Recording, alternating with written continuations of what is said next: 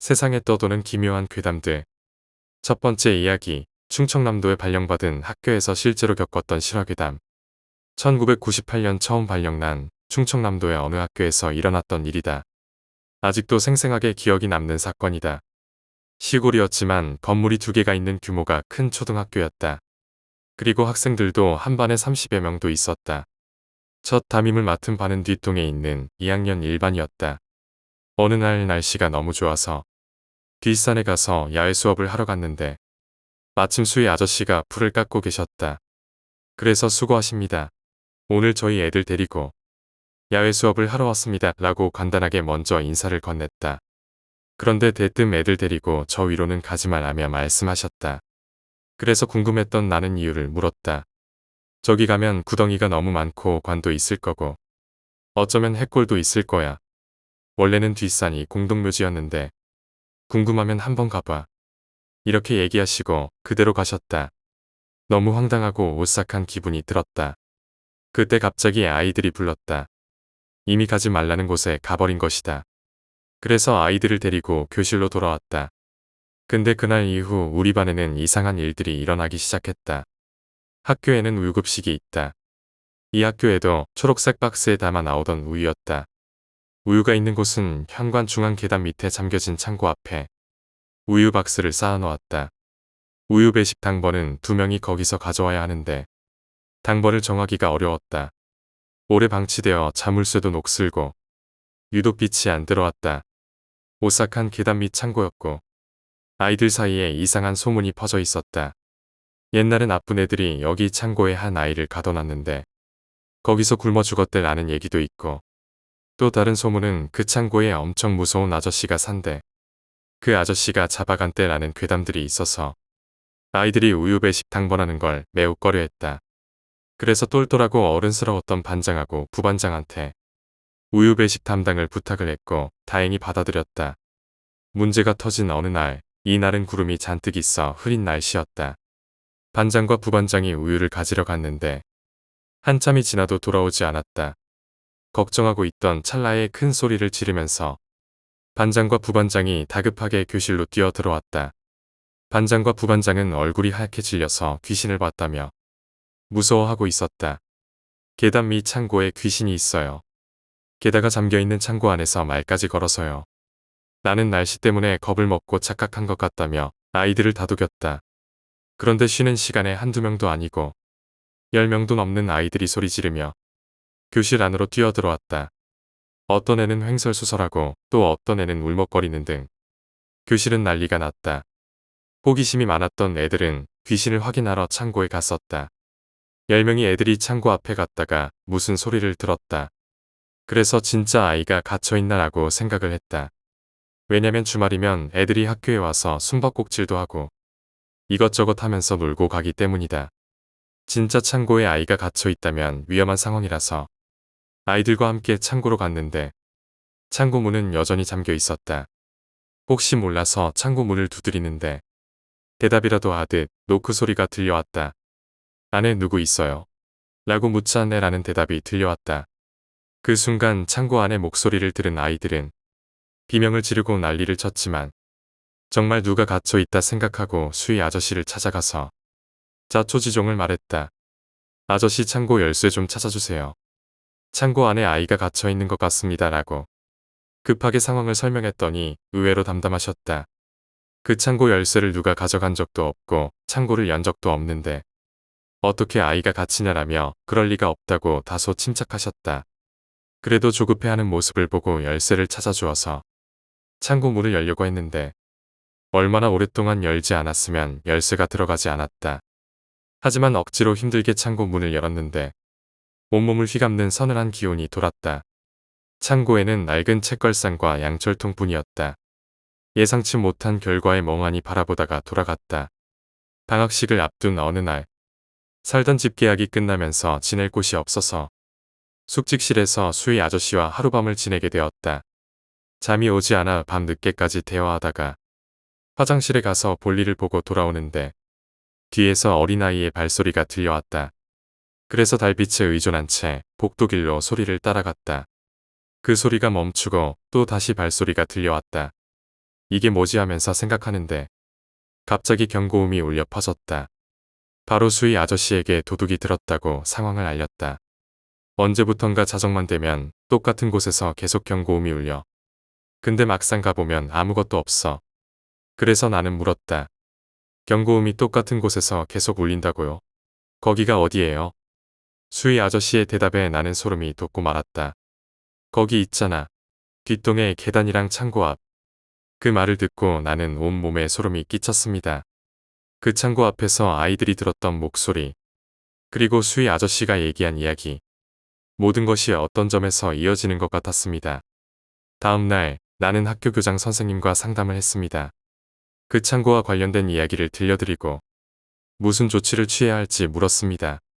교장 선생님은 잠시 고민하시더니 예전에 그 학교에서 어떤 사건이 있었다고 말씀하셨습니다. 그 창고에서 실종된 아이가 있었고 결국 찾지 못했다는 것이었습니다. 나는 그 사건에 대해 더 알아보기로 했습니다. 그 창고를 조사하고 과거의 사건 기록을 살펴보았습니다. 하지만 어떤 단서도 찾을 수 없었습니다. 그저 과거에 있었던 불행한 사건과 현재의 이상 현상 사이에 어떤 연결고리가 있을지만 추측할 뿐이었습니다. 그 뒤로도 학교에서는 가끔씩 이상한 소리가 들리고 아이들이 불안해하는 일이 계속되었습니다. 결국 그해 여름방학을 앞두고 학교 측은 그 창고를 철거하기로 결정했습니다. 창고를 철거하는 동안 작업 인부들 사이에서도 이상한 소문이 돌았습니다. 그들은 마치 누군가가 자신들을 지켜보고 있는 것처럼 느꼈다고 했습니다. 창고가 완전히 철거된 후 학교에는 이상한 일이 더 이상 발생하지 않았습니다. 하지만 그 창고와 관련된 사건은 여전히 미스터리로 남아 있습니다. 나는 가끔 그 창고와 그곳에서 일어났던 일들을 떠올리며 그 안에 갇혀 있었을지도 모르는 아이의 영혼이 이제는 편히 쉴 수 있기를 바랍니다. 두 번째 이야기, 저승사자. 어린 시절 기억 속에 어머니의 모습이 몇 가지가 떠오른다. 외할머니는 잠 못 드는 어머니를 위해 시카를 수건으로 말아서 베개 밑에 넣어주신 기억. 아버지가 출장 가시면 혼자 못 주무시는 어머니는 내 방에 들어오셔서 같이 주무신 기억이 난다. 또 어느 날 나와 남동생은 거실에 TV를 시청하고 있었다. 저승사자는 존재할 것인가 라는 사후세계 프로그램이었고 사후세계에 관해 이야기하고 있었다. 근데 그걸 본 어머니가 나는 자주 봐서 믿는다라고 하셨다. 어머니의 얘기에 나와 남동생은 깜짝 놀라 쳐다보았다. 그제서야 어머니는 그동안 꿈꿔왔던 기이했던 꿈들에 대해서 얘기해 주셨다. 어머니가 10살 때 처음 꿈을 꾼 이야기는 자고 있는데 걸어오는 발소리가 들려왔고 문을 여는 소리가 났다. 놀래서 눈을 뜨니까 시커먼 신발을 신고 있는 발이 방 안을 돌아다니고 있었다. 마치 뭔가 찾고 있는 것 같았다. 그러더니 곧 문을 열고 나갔다. 그리곤 꿈에서 깨셨다. 다음 날 집안은 난리가 났다. 외할아버지가 주무시다가 심장마비로 돌아가셨다. 그날 이후 어머니는 두려움에 휩싸이시며 알 수 없는 발과 돌아가신 집안 어르신들이 어머니 꿈속에 계속 찾아오셨다. 어느 날은 잠을 자고 있는데 또다시 발소리가 들려서 이불을 끝까지 덮고 꿈이 끝나길 기다리셨다. 그러시다가 꿈에서 깨셨다. 그리고 이틀 뒤 외숙모가 30대의 젊은 나이로 돌아가셨다. 어머니가 해주신 이야기 중에 무섭고 끔찍해서 잊지 못하는 꿈 얘기를 들었다. 때는 내가 갓난아기 시절이었다. 그때 부모님과 나는 한 방에서 잠을 잤었고 증조할머니는 끝방에서 잠을 주무셨다. 그날 어머니는 평소처럼 잠이 자고 있는데 문이 열리는 소리에 놀래서 벌떡 일어나서 봤더니 검은색 깍과 검은 도복 그리고 검은색 신발을 신은 남자가 터벅터벅 방 안으로 들어왔다. 그때 어머니가 누구세요? 라고 했더니 어머니와 아버지의 이불을 제껴버렸다. 급기야 갓난아기였던 저한테도 걸어오려고 하니까 어머니는 어떻게든 막아보시려고 누구신데 저희 집에 와서 이러시는 거예요? 라며 낯선 사람에게 소리를 지르셨다. 하지만 그 남자는 개의치 않고 이불을 젖히며 이 집이 맞는데 라고 하면서 태연하게 걸어가면서 사라졌다. 꿈에서 깬 다음 날 아침 일어나 보니 증조할머니 방에 TV 소리가 들렸다. TV를 틀고 주무셨나 하고 방으로 가봤더니 싸늘하게 몸이 식은 채 돌아가셨다. 이후 세월이 흘러서 재작년부터 어머니가 더 이상 꿈을 꾸지 않게 되셨다. 근데 이게 끝이 아니었다. 어머니가 꿈을 꾸지 않은 이후로 나는 잠을 잘 수가 없게 되었다. 성인이 된 뒤 어머니의 꿈을 대신 꾸게 되었다. 어느 날 꿈에서 돌아가신 외할머니가 흰 소복을 곱게 차려입고 찾아오셨다. 혹시 나한테 밥을 한 숟갈 줄 수 있니? 그래서 들어오시라고 하고 대접을 하고 배웅을 하는데 외할머니가 말씀하셨다. 내가 1년에 한 번씩 오면 밥 좀 챙겨줄 수 있겠니? 4월 11일도 괜찮고 12일과 13일도 괜찮아. 꿈에서 깬 나는 왠지 모를 찝찝한 기분이 들었다. 4월 11일은 내 생일이었다. 그래서 할머니를 찾아뵈야겠다 싶어서 외할머니의 묘자리를 관리하시는 외삼촌에게 전화를 걸었다. 뜻밖의 말을 듣게 된다. 사실은 내가 세례를 받아서 제사를 안 지내. 그 얘기를 듣고 나니 모든 의문이 풀렸다. 생일상 차리면 그걸로 제사밥을 먹으러 오시려던 거구나. 이런 생각이 들었다. 이후로 소소한 꿈을 더 이상 신경 쓰지 않게 되었다. 근데 요즘 두려움에 떨게 만든 꿈이 있었다. 꿈에서 누군가가 문을 열어주지도 않았는데 문을 거칠게 두드리면서 열려고 하고 있었다. 필사적으로 문을 막았다. 문을 두고 실랑이를 벌이다가 문틈 사이를 보니 검은색 갓을 쓴 저승사자가 보였다. 저승사자는 문을 열려고 하면서 내가 너희 집에 데려갈 사람이 있어. 이렇게 말을 했다. 어머니의 꿈을 대물림한 걸까? 저승사자의 꿈이 꼭 안 좋은 것 아니다. 저승사자와 뭘 했는지가 중요하다. 저승사자와 이야기를 나누는 꿈은 두려운 상대와 맞선 것이기에 대인관계가 좋아지는 길몽이다. 저승사자와 싸우는 꿈은 걱정거리가 모두 해결되는 행운의 꿈이다. 세 번째 이야기, 학교 괴담. 고등학교 때 이야기입니다. 그 당시가 막 중학교를 졸업하고 고등학교로 진학한 지 얼마 안 된 시기라서 친한 친구들끼리 다 흩어졌었어요.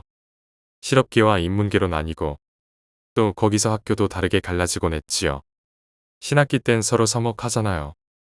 적응도 잘 안 되고 그래서 학교 안가는 주말엔 고등학교 애들이랑은 안 어울리고 중학교 때 각별히 친했던 친구들과 저 포함 4명이서 거의 매주 뭉치다시피 했었어요. 그때 관심사는 뭐였다 하면 당연하듯 PC방에 가서 게임을 했죠. 그거 말고도 하나 우리들의 흥미를 부추기는 게 있다면 호기심에 맛보기 시작했던 술이었죠. 그래서 오전엔 PC방, 오후엔 부모님 두 분 다 늦게 들어오시던 우리 집으로 모여서 없는 돈을 모아서 과자와 라면 그리고 소주를 사와서 내 방에서 홀짝대곤 했지요.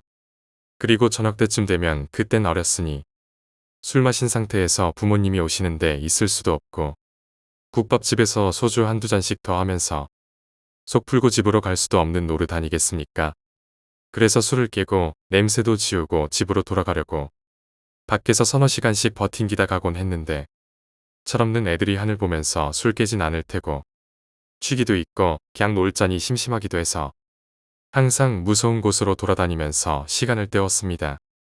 그래봤자 대부분 근처 공사장이나 학교 그리고 근처 공원이 대부분이었지만요. 그 중에도 저희 집 근처에 있는 제가 나온 초등학교에서 자주 노가리를 까면서 바람을 쐬곤 했죠. 운동장 쪽엔 운동하는 사람도 있고 바람 쐬는 사람도 있지만 건물 뒤쪽으로 독서공원이라고 있었는데 거긴 뒷문을 넘어가면 사람들이 하나도 없고 벤치에 앉아서 우스갯소리하며 시간 보내기 좋았거든요. 거기엔 연못도 있어서 개구리나 벌레 같은 것도 많았고 그 여느 학교에나 있는 얘기 중 하나인 움직이는 동상이 있는 독서공원이란 이름에 걸맞게 우리 학교에도 독서하는 소년소녀 동상이 있었어요. 12시가 되면 돌로 된 책장을 넘긴다는 그런 소문이 있는 곳이었죠. 그래서 어린 청춘들이 술 한잔하고 무서운 얘기를 하면서 시간 보내기에는 딱이었죠. 하여튼 그 일을 겪은 날은 여느 때처럼 4명이서 독서공원 벤치에 앉아 놀고 있는데 갑자기 한 녀석이 이러고만 있으니까 심심하다고 재밌는 걸 하자고 하대요. 그래서 할 게 뭐 있냐 하니까 가위바위보에서 공원 위쪽으로 갔다 오기나 동상 만지고 오기 같은 걸 하자네요. 그래서 나머지 애들이 밤에 여기 있는 것도 으스스한데 이상한 소리 좀 하지 말라고 했지요. 근데 이놈이 담도 크고 겁도 없는 데다가 억지로 끌고 가는 경향이 있거든요. 그래서 잠깐 옥신각신하다 재밌겠다고 하자고 하는 바람에 나머지 저 포함 나머지 친구들도 동참했죠. 그래서 가위바위보로 공원 꼭대기 갔다 오기 동상에 손 짚고 오기 등을 하며 유치하게 보냈습니다. 하다 보니 나름 스릴도 있고 재미도 있더군요. 그래서 즐거운 한때를 보내고 시간도 늦고 해서 집으로 가야겠다 싶어서 가려고 하는데 하나만 더 하고 가자더군요. 초등학교 건물이 줄지어 3개 있었는데 제일 뒷건물은 앞건물과 공원숲으로 가려서 불이 켜져도 안 보이는 구조로 되어 있었거든요. 그 건물이 6층으로 되어 있었는데 4층 화장실에 가서 불 켜고 창문으로 얼굴을 내밀고 손 흔들기를 하잡디다. 건물 뒷문 쪽에 있으면 화장실 창문이 보이거든요. 공포의 기에 단골 손님 중 하나인 밤중에 학교 건물로 누가 들어가고 싶겠습니까? 그래서 나머지 3명 다 거의 동시에 하고 싶으면 이 혼자 갔다 온나 완전 돌았네 하면서 거부했죠. 하지만 앞에서도 말했듯이 이놈의 고집과 우기기가 나왔습니다. 이때 아니면 언제 해보냐는 둥. 남자 새끼들이 겁도 많네. 여자도 누구들보다 낫겠네 등등. 이놈의 멍멍소리에 결국 민주주의 사회임에도 불구하고 3명이 한 놈한테 지고 말았습니다. 그래서 가위바위보로 들어갈 사람을 정하기로 했는데 첫 번째는 무의식적으로 목만 내는 습관 때문에 제가 걸리고 말았습니다. 지금도 습관은 여전하지만요. 그 바람에 어쩔 수 없이 등 떠밀려 건물 뒷문 앞에서 들어가려고 안을 보니 온몸에 소름이 돋는 게 너무 무섭더군요. 그래서 쪽팔리고 뭐고 무서워서 도저히 안 되겠다고 못 들어가겠다고 우겼죠. 저놓고 그러기가 어딨냐고 했지만 진짜 혼자선 못 가겠더라고요. 그래서 가위바위보로 한 명만 더 뽑자고 했고 결국 저와 같이 어둠 속으로 갈동지를 한 명 더 뽑았습니다. 처음에 이 놀이를 제안한 놈은 당연히 안 걸리고 둘이니까 이제 좀 안심이 되는 것 같아서 친구와 저는 뒷문으로 어둠 속의 학교 건물로 들어섰습니다. 그 당시에는 휴대폰이 그렇게 보급되지 않아서 4명 중 1명만 가지고 있었죠. 그 핸드폰 불빛에 의지해서 2층으로 향하는 계단으로 올라가려고 그 앞에 섰습니다. 그리고 깜깜한 계단 위를 보니 소름이 끼치는 게 진짜 무섭더군요. 옆에 친구를 보니 그놈도 나와 같은 기분인지 얼어있더군요. 그래서 저희는 남자끼리 이상한 사이는 아닙니다만 서로 손을 맞잡고 계단을 올라갔죠. 쉬는 시간에 매점 갈 때는 서너 다름이면 끝나는 학교 계단이 왜 이렇게 길까라고 생각을 하면서 4층까지 올라갔습니다. 초등학교 화장실은 복도가 길게 있고 그 양 끝에 하나씩 있는 구조로 되어 있었죠.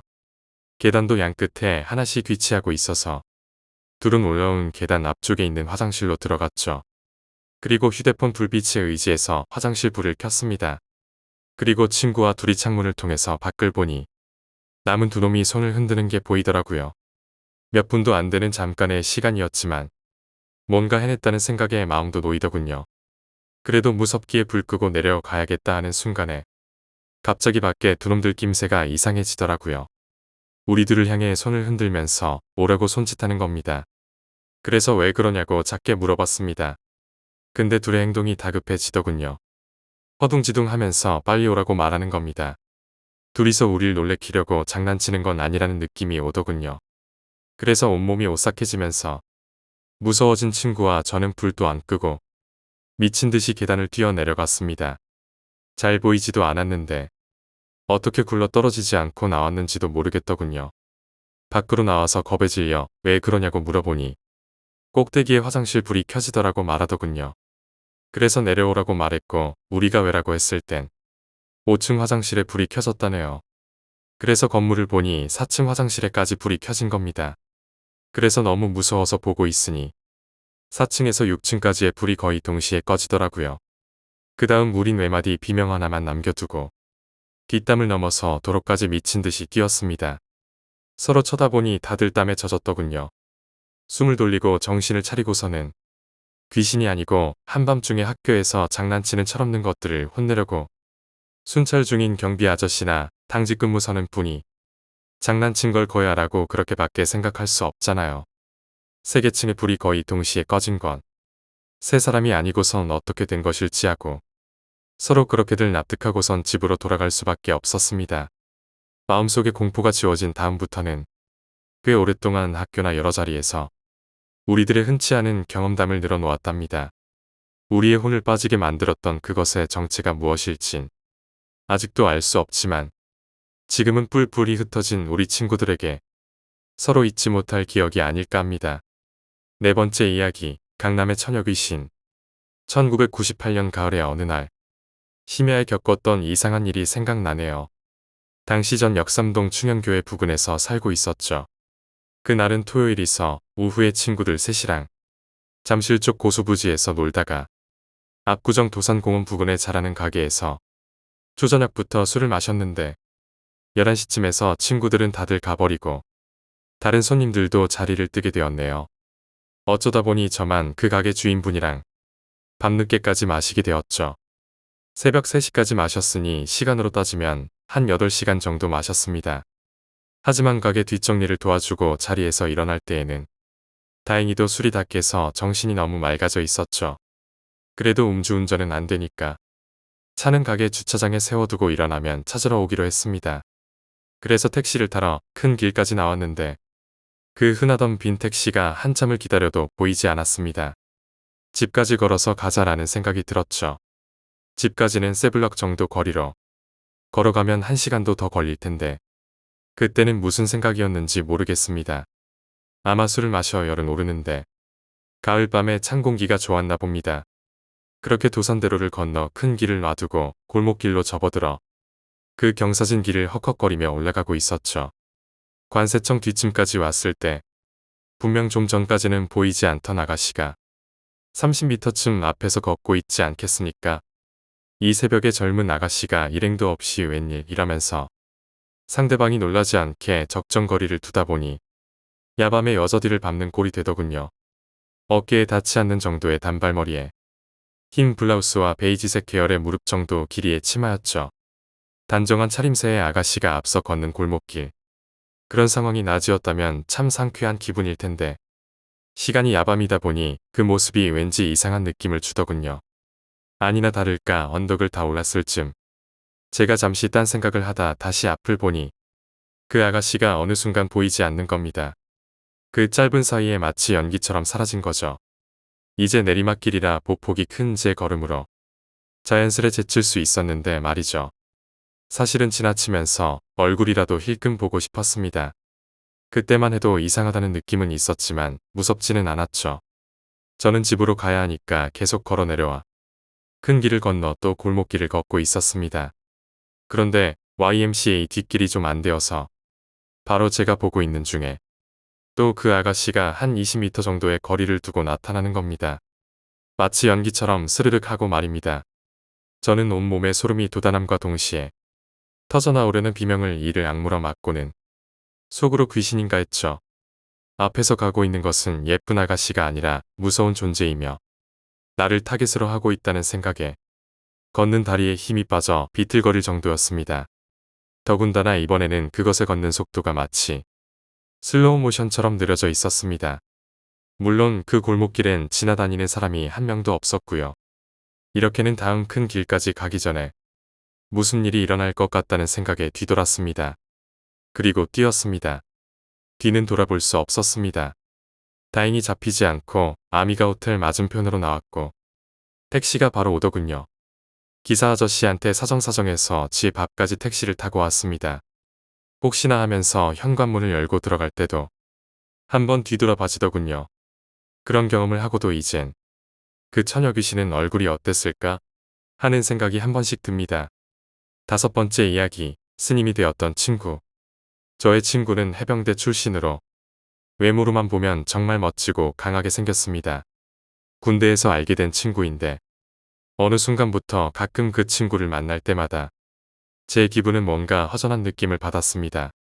다른 사람과 이야기하는 느낌이랄까. 어느 날 저녁 8시쯤 친구에게서 연락이 왔습니다. 자기를 좀 도와달라는 거였습니다. 그런데 다짜고짜 도와달라는 친구의 말투가 너무 평온하다 못해 인자하기까지 했습니다. 그 녀석의 집 앞에 도착해서 친구를 불렀습니다. 그 친구가 문을 열어주면서 나와 눈이 마주쳤는데 그의 눈빛은 초점이 없어 보이더군요. 친구의 방에는 흉측하게 생긴 부적들이 벽에 많이 붙어 있었습니다. 아무 이유 없이 등골이 오싹하더군요. 부적을 보니 문득 그 생각이 났습니다. 친구는 몇 년 전부터 흉가 체험을 호기심에 자주 다닌다는 이야기를 했었습니다. 그리고 최근에 흉가 체험을 갔다 온 뒤로 악몽을 꾸거나 가위에 눌려 집에 들어가기가 싫다며 PC방에 있다고 저보고 나오라고 하더군요. 그리곤 집에는 온통 부적을 해놓았다고 하던 것이 떠올랐습니다. 친구에게 내가 뭘 도와주면 되냐? 라고 했더니 갑자기 친구가 도와줄 필요 없다고 나가라고 하더라고요. 정말 어이가 없더군요. 그리고 갑자기 제 머리가 아파왔습니다. 빨리 여기를 벗어나고 싶다는 생각을 하는 중에 갑자기 친구가 지금 당장 같이 여기서 나가자고 했습니다. 정말 황당하고 소름이 돋는 순간이었습니다.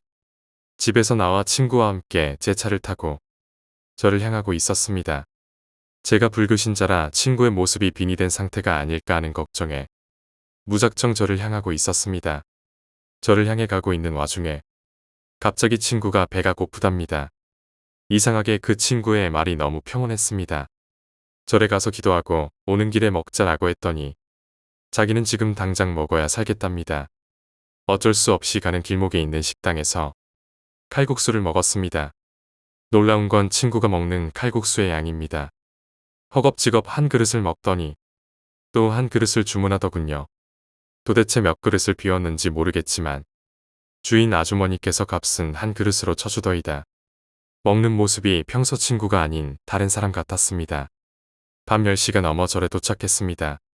절에 도착해서 불상 앞에서 10여 분 서성거리고 있으니 지나가던 여스님이 우리가 있는 쪽으로 다가오더군요. 뒤에 알았던 사실이지만 그 여스님은 그 절에 계시는 분이 아니고 잠깐 그 절에 들리셨다고 들었습니다. 스님은 친구 녀석을 보더니 사람의 눈빛이 왜 죽은 사람의 눈빛을 하고 있나 라면서 따라오랍니다. 작은 방에 들어서니 친구가 다짜고짜 발작을 했습니다. 정말 놀랬습니다. 친구의 눈이 뒤집어지고 방 안에서 그냥 뒹구는 것이 아닙니까? 스님이 팥을 가져와 무작정 친구에게 던지는 것입니다. 그러면서 이 못된 잡기가 어디서 행패냐고 이렇게 말하고서는 저에게 다가와 제게도 팥을 던지더군요. 친구는 팥을 맞고 기절하다시피 발작을 하다가 스님에게 잘못했다면서 울며불며 통곡하는 것을 보았습니다. 이런 괴상한 의식이 끝나고 친구가 조금은 안정을 되찾는 것을 볼 수가 있었습니다. 스님은 저에게 친구와 어떤 관계냐고 묻더니 친구라고 하니까 이렇게 말하더군요. 지금 처사님은 기가 강하여 잡기가 없지만 친구는 영매의 체질이라 귀가 잘 뻗친다라고 하시더군요. 한 번의 의식으로는 안 된다고 가족들에게 연락하랍니다. 평소 같으면 돈을 벌기 위한 수작이 아닐까 하는 의심을 했겠지만 친구의 발작하는 모습을 본 이후 바로 친구의 부모님께 연락을 드렸습니다. 그리고 사정 설명을 했습니다. 1시간 정도가 지나고 친구의 부모님이 절에 오셨습니다. 부모님께서는 스님에게 자초지종을 듣고는 돈 봉투를 건네는 것을 봤습니다. 하지만 그 스님은 돈을 받지 않았습니다. 부모님이 오시고 저는 홀로 절을 내려왔습니다. 정말 무서운 기억입니다. 시간이 흘러 그 친구에게 연락이 왔습니다. 자기가 지금 스님이 되었다고 고맙다고 하네요.